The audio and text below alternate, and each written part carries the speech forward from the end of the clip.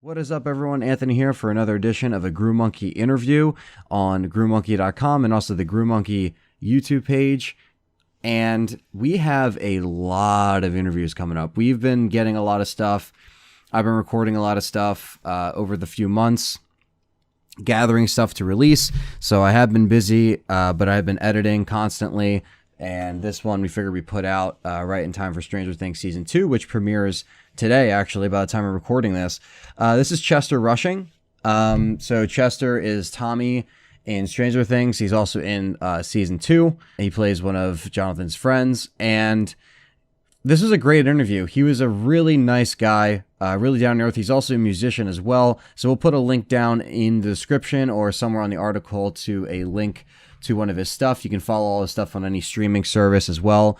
And he was also in the brand new Jeepers Creepers 3, which did get released, but it did not come out on any kind of Blu-ray format. We talked a little bit about that. We covered a lot. We covered a lot about some of the backstory behind filming Stranger Things, Cold Moon film. And we were going to ask him about Party Crasher. I wanted to ask him a little bit more, but unfortunately we were strapped for time. He probably would have went on another hour. He was such a nice guy, but I had to get to work, and I had to try to make time in the schedule. So unfortunately, we'll probably ask him more about that next time, because he definitely would like to come back on the show. But it was a really nice conversation. He was a really nice guy. And he was very insightful about some of this stuff and working with Christopher Lloyd on certain projects and Don't Look in the Basement 2 and kind of his introduction to horror and also his career and kind of what inspired him to be a musician and then also be an actor. So he had a lot of insightful stuff. This is a really good time. And interviews like this that we can take our time and just kind of shoot the shit for an hour or so, we're leaving a little bit under an hour, is really appreciated. So shout out to Chester and also his agent, who is really nice and just really helpful with getting in contact and organizing everything. And it was a really awesome process. So I hope you guys enjoy this interview. It's very insightful. It's very entertaining. We have a lot of other stuff coming. A lot of stuff. I mean, I could just go through the list here. I got all of them backlogged here on the computer. We got Melanie from Friday the 13th, Part 5. We got Doro, the musician Doro. We got Paul Taylor.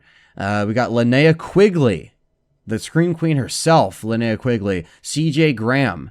We got a lot of stuff coming. So get ready for that. And yes, just stay tuned. So keep posted on the Gruemonkey website, and also stay tuned on the YouTube channel and subscribe for more.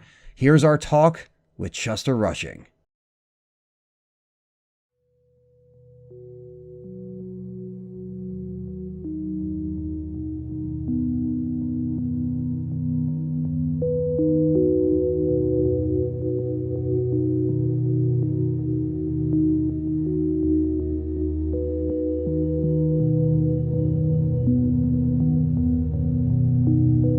One thing that we do here on the site when we interview people is I kind of like to delve into where it all started as far as your career. Was there a specific, because you also do music as well, so was there a specific song or band or movie that really like clicked in your head where it's like, I actually want to get involved in this industry? What was there a moment like that growing up, or even as recently? Okay, so yeah, man, that's a really great question. For music, it was a song called "Swallowed in the Sea" by Coldplay. I remember I heard that for the time, and it was awesome. There, I put my headphones in, and it was like this overwhelming sound of just not instruments, but like this feeling it created for me. Mm-hmm. And I was like, I want to create that with music for other people. And so I did that with music. I tried to make music to make people connect and feel it and to take something from it in some sort of way. Mm-hmm. So that helped out. And acting, I've always kind of been being an entertainer my whole life through my family and my school. I've been pretty lucky when it comes to the support around me, So that has a big thing to do with it too. But I don't think there was a moment in my life where I was like, this is the reason I want to be an actor. It was just something that's always been a part of me. Yeah, it's just something that kind of drives you to do it. Yeah, like with speaking of your music, for fans who don't know, you are a musician as well as an actor, but can you tell us about your music a little bit and what kind of music is it, and also explain where someone can actually go and buy it?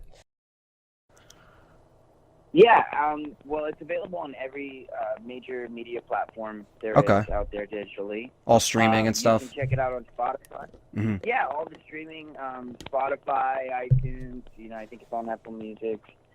It's on a few things. Really great. You can check it out on YouTube. It's really accessible to anyone and pretty much everywhere.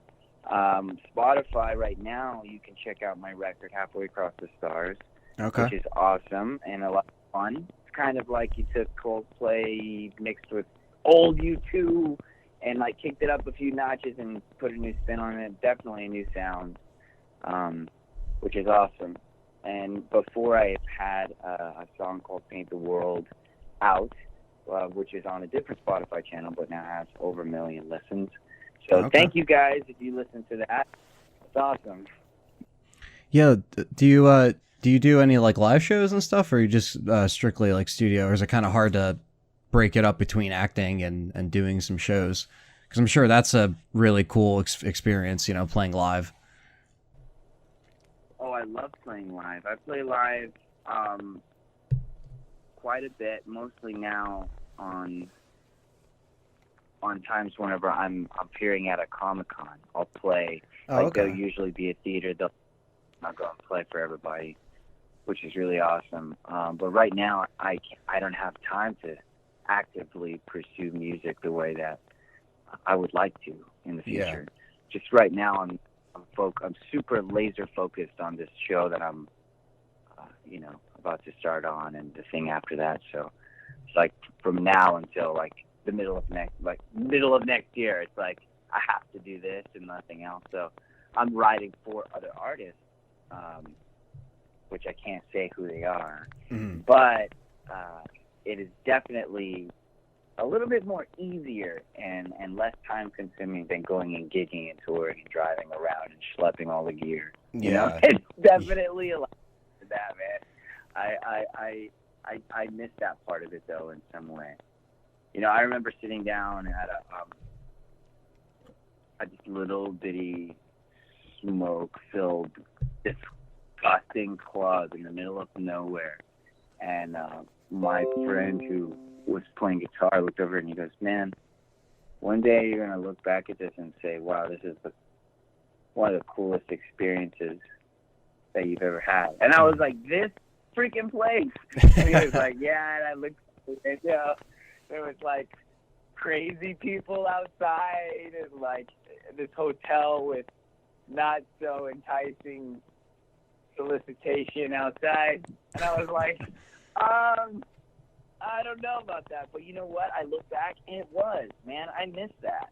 Yeah. I don't get to see that kind of stuff anymore. I'm always traveling, working. It's like, but those are the things that made me me, that made me a better musician, that made me kind of grow a thicker skin, because truthfully, for anybody that's going to get into this business, it takes kind of a thick skin, and it's not so easy building that up, all of that work that you do, all those years of working the weird jobs and going hungry for a few days, eating ramen and doing all that stuff, or it takes a long time to become an overnight sensation. It's I think a guy told me every overnight sensation is 5 to 10 years in the making. Mm-hmm. So it grows a thicker skin and only helps you in the future. No, definitely, man. And going into the horror film that you were in, which was your first start in horror, which was Don't Look in the Basement 2. Now, did you ever see the first film before landing your role?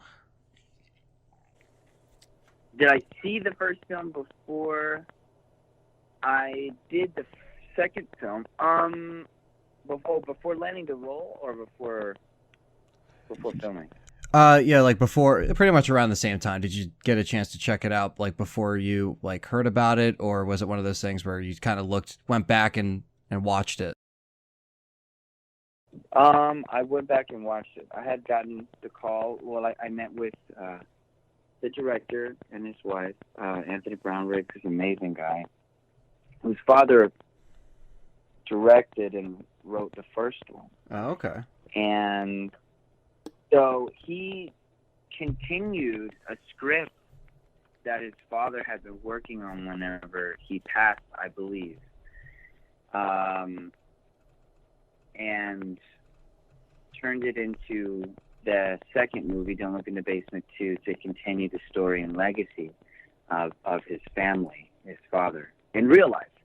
So being a part of that was amazing for me because I was helping this guy achieve something, not only a great film that was fun to make, you know, but something for his heart, something that meant something to him. So it meant something to all of us. When somebody cares about something, it's not to care with them. You know what I mean? Yeah. So it became something quick we all enjoyed.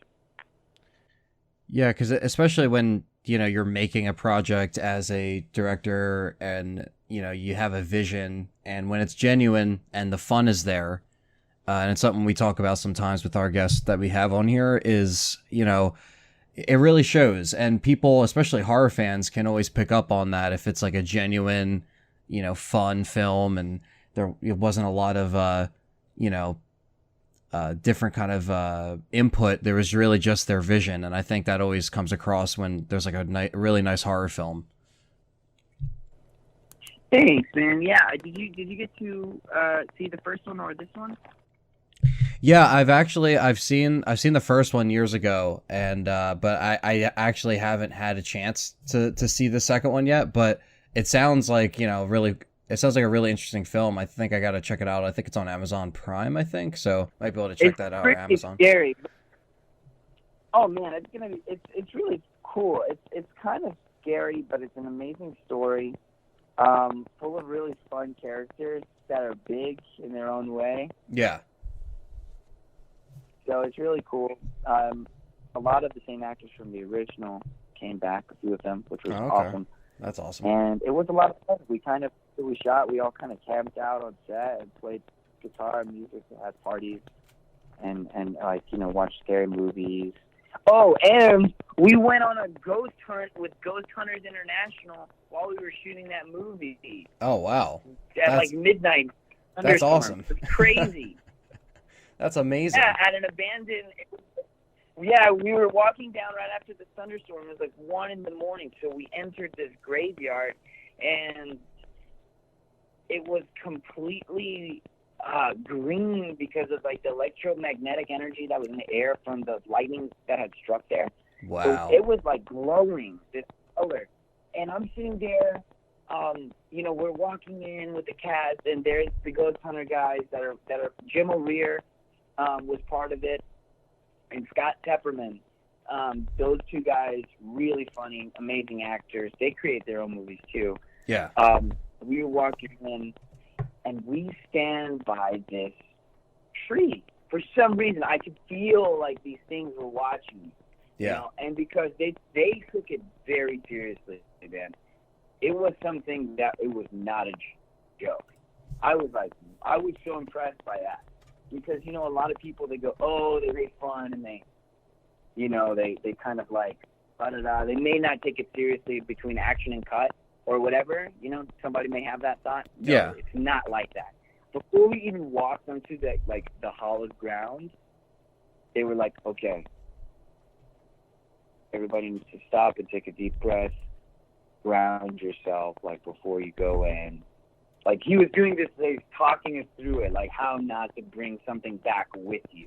Yeah. And I was like, whoa, do I really want to do this? At that point, you know? Yeah. And I did, you know, we all walked in together. Man, it was really trippy, you know, and you get around all this energy, and especially after lightning storm, I was like, whoa, I started seeing things. I'm not even making this up, man. I swear to God on my life. Yeah. This was one of the craziest things that ever happened.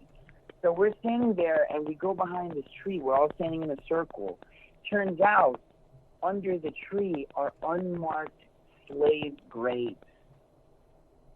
Wow. And the big giant, like, gravestone of the person who used to own that, and all of these trees where they used to do, I hate to say it, but really horrible things to people. And so we stood there and tried to, like, say we realize what had happened to you, and we're sorry that happened to you, and we hope like you like rest well, But man, I'm sitting there wearing with 2 strings on it that come down over my chest, right? Yeah. So we're talking, and all of a sudden, I promise you, it was like somebody hit me with a cane in the chest and knocked out all of the wind from my body. Holy crap. And I went, and Scott and Jim both looked at me and said, are you messing with my friend Chester? And then nothing happened. I was like, guys, I really feel like it's hard for me to breathe. And my chest was red. And then it gets really quiet. There's no wind. And one of the strings from my hoodie lifted up, and then it's like somebody tossed it over my shoulder. Oh, man. And I freaked out, man. Everybody was like, screw this, man. No, I was like, oh my God. I lost my mind. I lost my mind. That was the scariest, craziest event on a horror set that has ever happened. Wow. So that's so it's safe to say you believe in that supernatural element, because that's pretty crazy to have that actually happen to you. After that, yes. Yeah. Man, how else would that happen? Exactly, There's no other explanation. There's no other explanation. There's no other explanation. It's and I know that because I'm trying, because I'm very skeptical. I'm a magician. I want to find out if there's a real reason that this is going on, or if someone to make themselves look like a psychic or something, that they're not, and scam people. But this was real. Yeah. This was real. And those 2 guys, they said, you know what? On all of our adventures that we've ever been on, the most haunted places are usually the places that you would never expect to be haunted. Yeah. Cute homes, like little, cars or something like that, or like little places that where families go usually during the day, but at night it's like, it's crazy. It's hours, but man, you should totally, I bet you if you got them on here, they could tell you some pretty crazy. Oh yeah, I'm sure that would be just a whole hour's worth of stories that they've experienced where it's too real. You can't even describe it. You just had to be there for yourself. That's how these things happen. And it comes from them, guys that have had the technology and like have traveled and like took the time to learn why, because they were trying to figure it out too. And that was probably that I've ever seen for sure. But it was a fun set, good movie. One of my horror movies. So it was quite a while ago. So I've gotten, I feel like my work has gotten a lot better. But I think that one, it was one of my first movies ever. Yeah. So. Well, speaking of supernatural stuff, with I want to ask you about Cold Moon, because I know Christopher Lloyd was on there, and did you get a chance to actually work with him, and how was that experience on that film? Oh wow! You know what? That movie is so awesome and near and dear to my heart. I love it. The same writers as Nightmare Before Christmas and Beetlejuice. And we got on set, and working with a legend like Christopher Lloyd was one of the most amazing experiences I've ever had, because he's a legend. I mean, and I know it sounds crazy, like cliche to say that, but it truly was. I mean, I've never gotten starstruck in my life. Yeah. I've never been starstruck. But I will tell you what. I was walking around set, and I walk around this. I'm right behind this truck, about to go to set for rehearsal, and all of a sudden, on the other side of the truck, I hear, "Oh man!" And I'm like, "God, it's Christopher Lloyd!" And I froze, man. I froze, and I knew he was on the other side of the truck, like coming out. And I looked, and I was starstruck first by his voice alone. Because let's face it, he's got an iconic voice. Oh, absolutely. You know it's him when he talks. His voice is the... Oh, yeah, you totally do. He's been in over, I think, close to 200 movies now. That's crazy. So I've seen, then I heard his voice.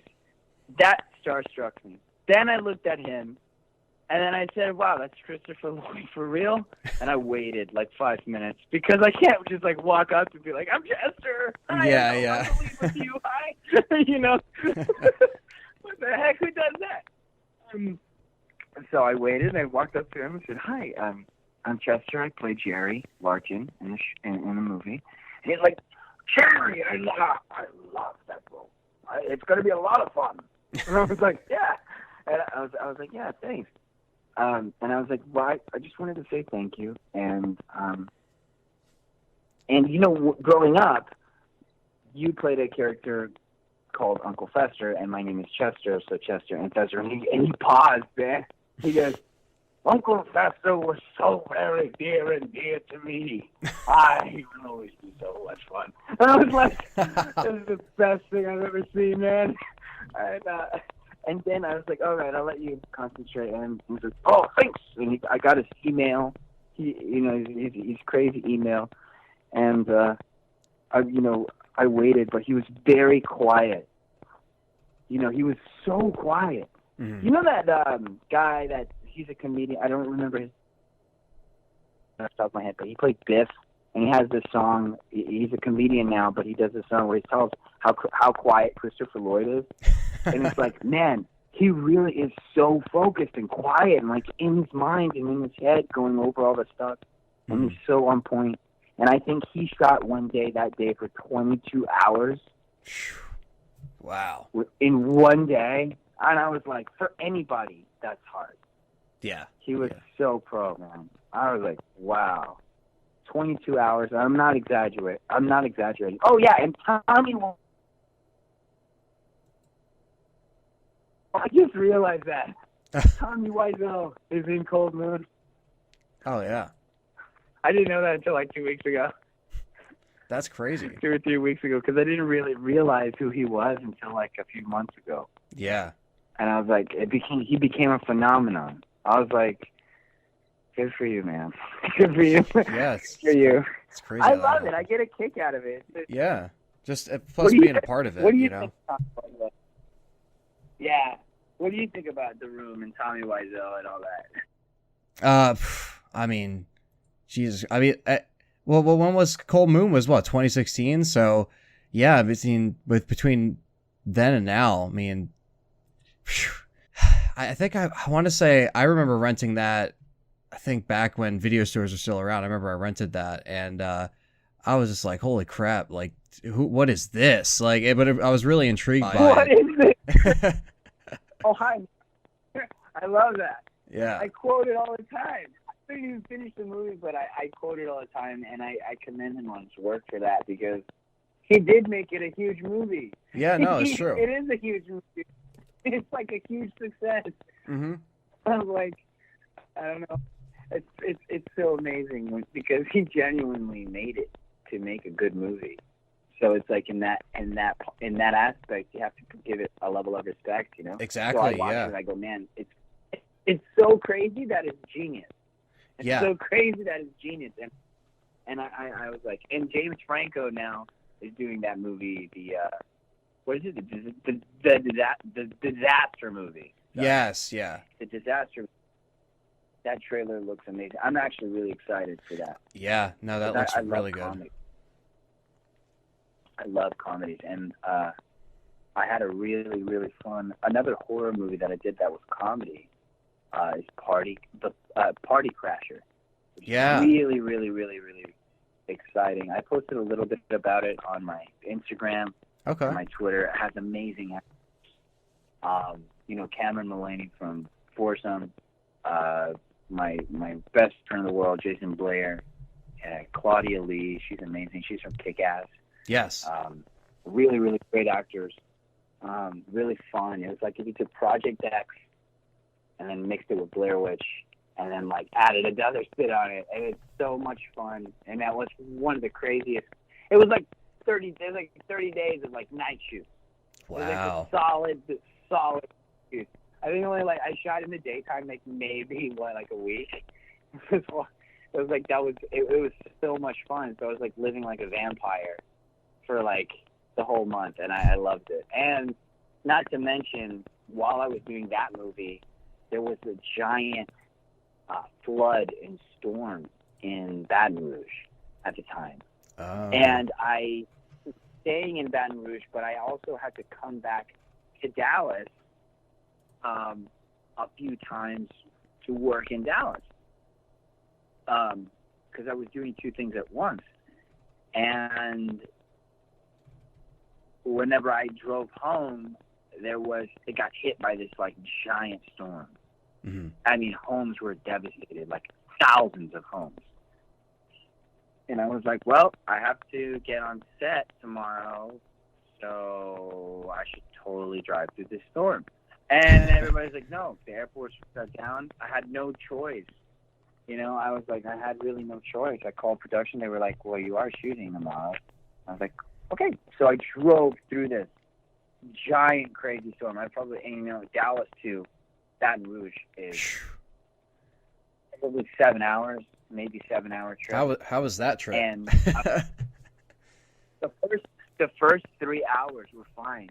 And then all of a sudden, it was like a giant wall came from the sky and just smashed my car, and you couldn't see anything. It would look like nighttime during the day. It was so much rain, you could not see anything. Wow. And I mean, and I've driven through some pretty crazy storms.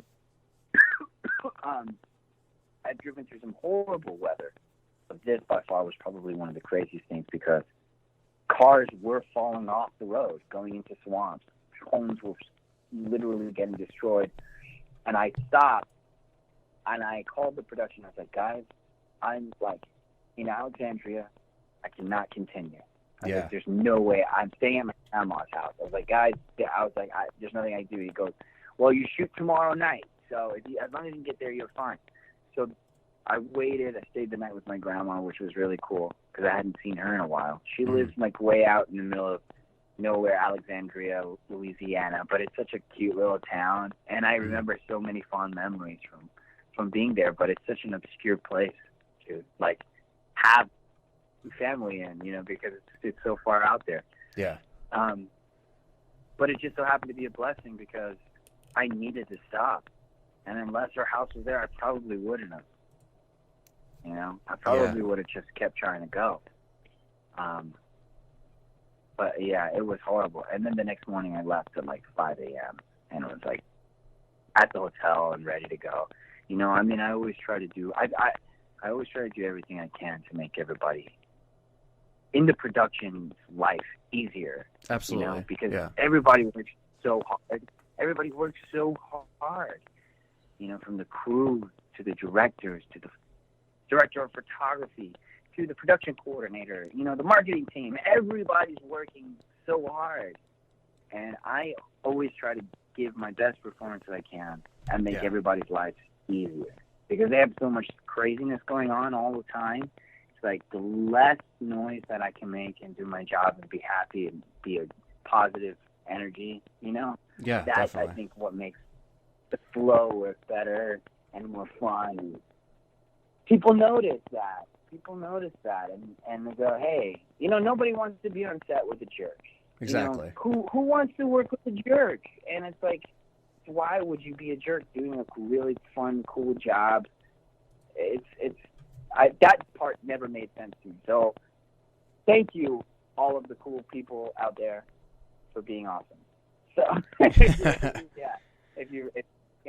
just remember, don't take things for granted, I think, is what the lesson is out of that little story. Yeah. Even the people in your life that you don't really ever talk to, you never know when you'll need them. Absolutely. Yeah. And it's also, it seems like I was saying before, it comes across genuinely when you're watching a project and you could see that, everyone's just kind of, they're there to work, but they're having a good time, and they're just kind of they're vibing off of each other and having really creative thought process and everything like that. I mean, and that continues with, like I said, just kind of constantly working with different people. And one of the casts that, for me, just genuinely seeing it on screen is, everyone that works with, Stranger Things. And I want to ask, how did that whole casting process happen for you? Did you hear about it? And what were your thoughts when you first kind of read the script? And did you have any idea that it would kind of blow up to this big, huge thing with just thousands of fans and people that just absolutely adore it? Because that always looks like a fun time with just people and friends and, hanging out like high schoolers, but you guys are all actual, like friends on set and stuff like that. How was that overall casting process? And how was first reading that script? How was that experience? Oh, wow. The elephant in the room, as they say. Stranger Things. Oh, man. What an amazing experience, I have to say. Stranger Things. I have nothing but positive things to say about that show. Mm-hmm. Because I was working, it's a really crazy story. I was working at the time at a Mexican food restaurant attached to a gas station in the middle of nowhere in Texas, 45 minutes outside of Dallas. And it was a really odd job that I at the time I had done a few movies, but it's I needed something to kind of keep the money flow going. Sure. Because it wasn't very steady, because I was living in Texas and traveling to New Orleans. And I was working quite a bit, but Stranger Things hadn't happened. It didn't happen yet. So that added a whole nother door opening for me. And I was working there, and I was training to be the bartender at Christina's Mexican Cantina. And I was so excited, dude. I was so excited. There were 7 days of training. I was on my 11th day of training. That's how good I was. And I sent in an audition tape for this project for Netflix called Montauk. That's it. Didn't know about it. Yeah. I didn't know anything about it. They didn't tell me anything. They said, there's a project called Montauk. They want you to play. They have an audition for you for this character called Tommy H. It's fun. It's funny. It's going to be a great show. I didn't get the script. I just sent in my audition tape, right? I didn't hear anything. I'm working. I'm like, man, I don't know if I can keep. I was like, I don't know how long. Should I go to college? Should I go join the military? Should I do this? All these things. What happened? I'm doing music, but things were difficult. And then I got a call, and they said, look, it was my agent. I said, oh, wow, that's good. Okay. I answered the phone and said, Chester, look, here's the situation. They want you for the role, but they haven't cast you yet. They just put a pin in you. So you're not firmly booked, but they do love you. You're their first choice. Yeah. You're their first or second choice. And I said, okay, what do I do? They said, well, they're having a table read in Atlanta. Do you want to go to Atlanta to go to the table read? We think that you should, because if you do, there's a higher chance of you getting the role. I said, okay, I'll do whatever I can. Man, I had probably less than $1,500 in the bank at the time. Mm-hmm. And I spent the money for the ticket that day. 3 days later, I was in Atlanta, and then I had whatever I had left to live for 4 days and eat. And I had and Uber and everything, because I had nobody really out there at the time except for my uncle, but he was working. So I did that, met everybody met Winona, the Duffers, Mm-hmm. you know, Gaten, all the kids. I was sitting next to Barb, for God's sake, you know, Shannon, and it was so cool. We opened up the first page. Randy Cavens, dear friend of mine, a really great guy who plays Mr. Clark. He was doing a lot of characters because at the same time he was in the same boat. They didn't know what character they wanted him to play. Yeah. So he was reading like 8 characters, and Randy did like 8 voices for all these different characters, and that's how I knew the show was going to be amazing. He's like, if he's doing 8 characters, this show's going to be great. No, man. But we read it, and we were all blown away because it was the first time we all had read the episodes. And we split it up into 2 days. The first day was the first 3 episodes. The next day we came back, same time, finished the last 3 episodes. Yeah. So they only had 6 at the time before we started filming that we could read. So we finished all of them. I went back to Dallas. I went back home. And whenever I went back to work, while I was gone for those 4 days, he had hired his brother-in-law from another state to come and fill my position. And basically, they gave the bartending job that I had been working for to somebody else. Oh. So, and I didn't have the show booked. So I quit. And I said, I'm sorry, but that was probably one of the most disrespectful things that anybody's ever done. And I worked very hard. And I'm out. I'm sorry, but I'm out. Mm-hmm. And he said, we understand. Okay. Went home, told my wife now what happened. She goes, good for you. I say, okay. So I started the job search, man. Still nothing. A week goes by. Nothing from anything. No auditions, nothing. They called me in. They said, hey, you have a check. Come pick your check up. I drove 45 minutes to get my check. I said, no matter what I get, I'm going to be happy with it. It was $1. What? I said, okay, $1. I drove one way 45 minutes to go get $1, dude. Oh, man. That's rough. To get $1. It's horrible. And I got home. But I was like, all right. But I felt so proud of myself because I stood up for myself. I did something right for me. I was like, man, that was so horrible. I did something right. And I stood up for myself. Yeah. And I went in, and I swear, I promise you, the moment I closed the door, my phone rang. And it was my agent. And I picked it up, and Fiona said, congratulations. And her and Larry were just both like, congratulations, and freaking out, and like, you did it, you booked it. And I got on my knees. I collapsed on my knees. Wow. And I cried. And I looked up at, I looked at Ava, and she was like, what's going on? Oh, no. You know what happened? I got on my knees and I cried. Ava was in the pool, and she because we were having a little barbecue after, after they were outside, like I had gotten in the call, and they were like, nobody really still knew what was going on. And I pulled a Ferris Bueller, and I just like, everybody's outside, and I got off the phone. I put the phone down on the ground, and I fell face first into the pool with all of my clothes on. And everybody's like, what's wrong with Chester?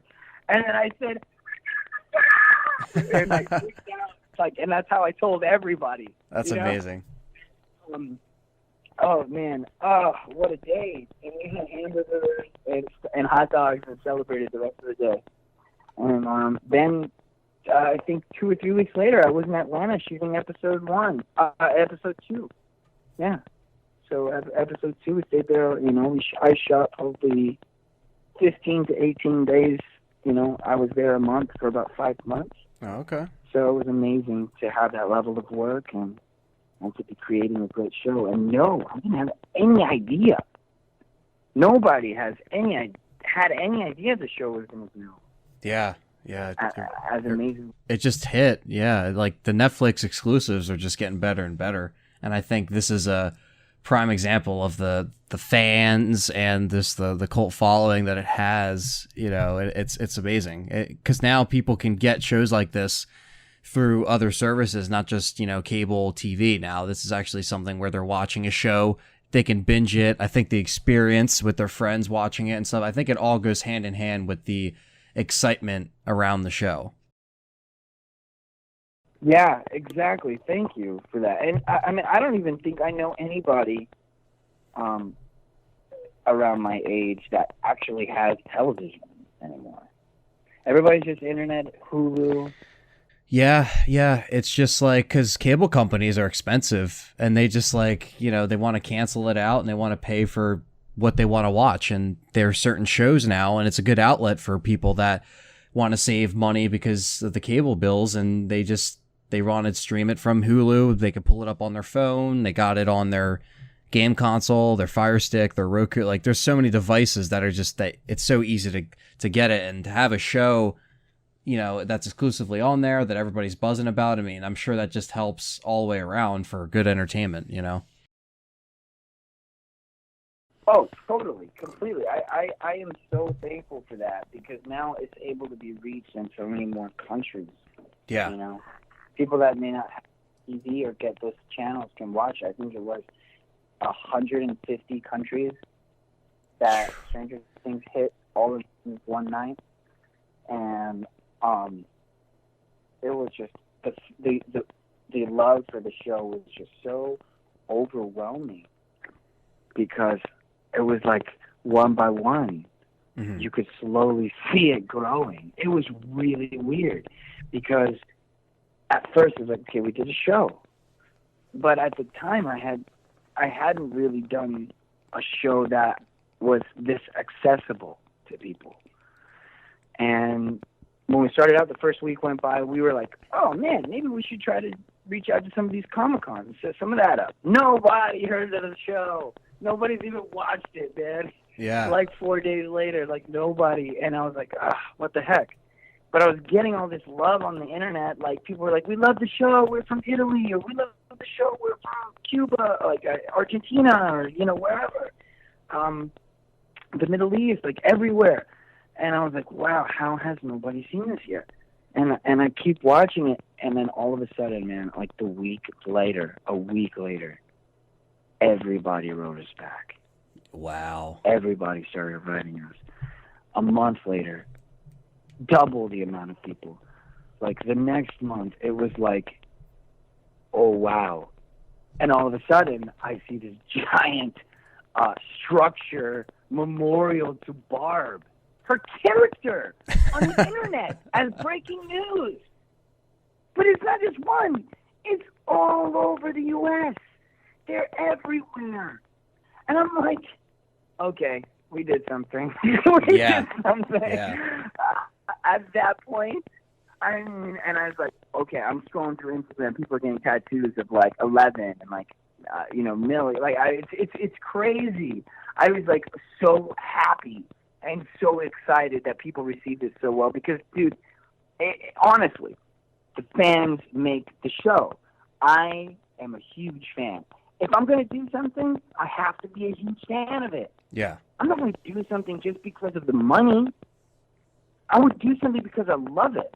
And having said that, it's like I know that people that are following me now will always continue to like my movies, hopefully, because I'm doing it because I enjoy it, because I like it, because it's good content, because it's good stories, fun, you know, whether it's crazy, like psychotic characters, or really funny underdog guys. You know, it has to be a good story. And Stranger Things was an amazing story that we were able to tell. And I think it worked so well because, you know, you look at the show and it's really a standalone show. There's not, you know, besides for Winona Ryder and David and a few others, it was like there were not really a lot of A-list stars. The show didn't rely on the pool of A-list celebrities to make the show. You know, Winona Ryder is an amazing celebrity star. She's wonderful, but people didn't respond and get pulled into the show just because of that. They saw the trailer, the 10-minute teaser. They saw all of these things and got excited by the work that the actors were doing. They were no ulterior motive.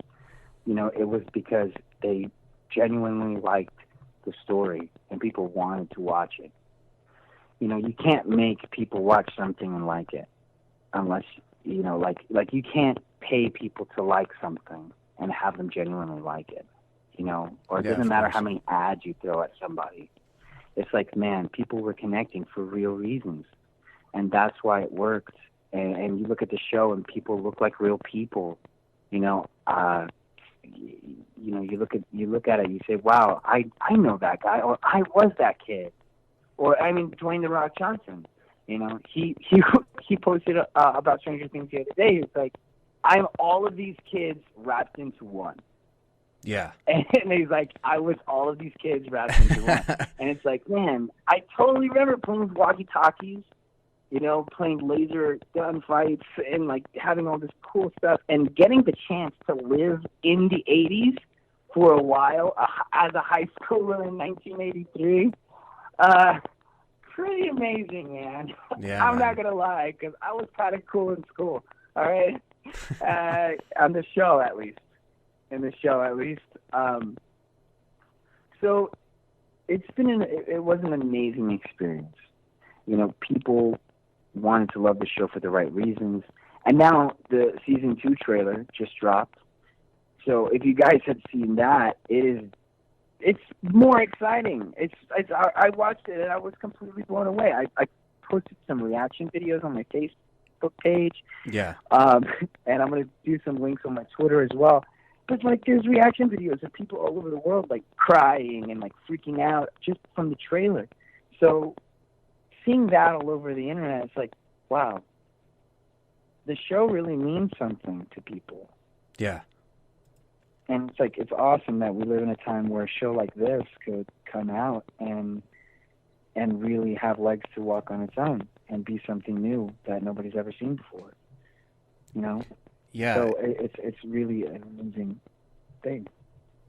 Yeah, it never stops growing, really, and it's good to hear like all the positive things you have to say about that. And there's a lot of stuff, especially in any kind of horror or sci-fi, you know, that has a cult following. And another thing that, you know, that I'll bring up, this will be probably the final question here, is how was this is another series that does have a cult following or has, you know, the fans awaiting the third film, but Jeepers Creepers 3.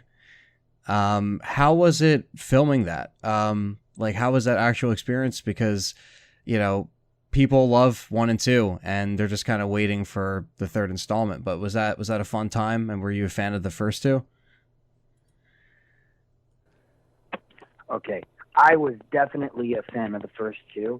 I loved it. Yeah. I loved the franchise before I even knew about a third one. Yeah, I'm a huge fan of horror in general, and I think that, you know, Jeepers Creepers is one of the most tastefully done franchises of horror that there was. You know, like in the early '90s. I mean, it didn't rely. It's practical effects.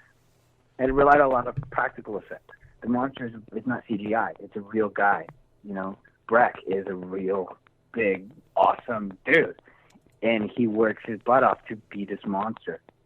And it's the same guy as it was the first 2. So It's like continuing this amazing franchise's legacy. Same director of photography, a lot of the same crew, same sound engineer, composer, you know, and some of the same producers. And it was like really cool because I felt like I was continuing part of an awesome story that hasn't been told for 14, 15 years now. Yeah. People are really waiting for it. Yeah, they're because that's the thing. I feel like that is another thing that does have kind of like that cult, like really huge fan base, because it kind of grew on people like growing up. And me, I rented those films and when video stores were still around, so that was like kind of my introduction to that. So it kind of grew over the years. So I mean, Yeah, they always seem like fun films to make. So that one's definitely going to be something people are looking forward to, especially horror fans that appreciate really good stories and films that live up to it, you know, continuing it and its legacy that it has. Thank you for saying that. I'm glad that people are excited about it, you know, and it's really crazy because I can't really say a lot about it because it's so secret. And it is this thing that people are slowly realizing actually is happening now. There is a lot of false starts, a lot of false alarms. Yeah. And that kind of swayed people from actually believing that there was going to be a third one. And I am here to tell you, we have filmed it. It is real. I promise you, because I did it and I was there. Yes. So it really is happening. Amazing actors like Stan Shaw from, you know, Fried Green Tomatoes. You know, that guy, really, really solid actor, does an amazing job. You can follow him on Twitter. He's always there answering questions about Jeepers Creepers also and his other films. Megan is such an amazing, I'm trying to, her last name is slipping me right now, but she's a horror legend. She has these eyes that are they just pierce right through your soul. Mm-hmm. And they are just like the bluest eyes ever. And you know, it's so cool. We've had so many amazing talks and so many amazing experiences filming that because we were really out in the middle of nowhere. I really was living this life of the character for a really long time. I mean, I was there filming, I think it was supposed to be started out at 18 days of solid shooting for me. It turned into 45 days.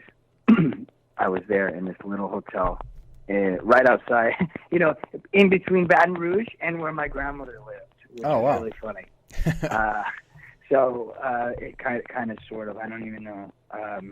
You know, I was there getting ready for the film, and you know, I was very fortunate to be able to do it because, you know, it's a good story. It's better, well-rounded, and it's a people story. It's a story about a crazy thing that's going on, but it's a real grounded thing. You know, everybody makes horror movies so crazy with all of these effects, and you lose what's really scary. And the fact that there are so many emotions, and there are other ways to be scary other than just like, you know, I'm gonna scare you. Yeah, you know? Yeah. I'm a scary monster. You know, it's like that's so overplayed. And I think the writing in it is so well thought out that people are going to connect to the movie for more reasons than it's just horrifying. It's a horror movie, yes, but it's so much more than that. It's so much more than that, and I think the fans are going to appreciate it because this movie sets up what happens next, and that is something that I will not go into further detail about, but it sets up what happens next. So it is definitely a must-see if you love Jeepers Creepers franchise. Okay. Definitely. If you love the other movies, man, you're going to love it. Yeah, that's amazing to hear. I'm sure a lot of people will love to hear that and definitely waiting for it. But Chester, I want to thank you so much for taking the time. It was a great conversation, hearing about all your projects, hearing about your experiences with everything. I really appreciate you taking the time. Hey, thank you. Anytime. And, you know, I can't wait to talk to you again, hopefully in the future, because I have a lot of more exciting things coming out pretty soon. And do you mind if I let everybody know where to follow me at? Absolutely. Go ahead and let them know. Is that it? All right, guys, if you want to follow me on Instagram, it's at Chester Rushing. We're always putting new content up there. Twitter is the same thing, but it's basically Chester Rushing, just my name, on every single platform, and you'll be able to find me, I hope. So, there, that's it. It's easy, just my name. All right, there we go. And I'll put a link as well to your music so people can check that out if they're not familiar with that. So I'll get like a YouTube link or something. We'll put it up there. Awesome. Thank you so much. Yeah, no problem, man. Where's the monkey? The monkey's under the bed. monkey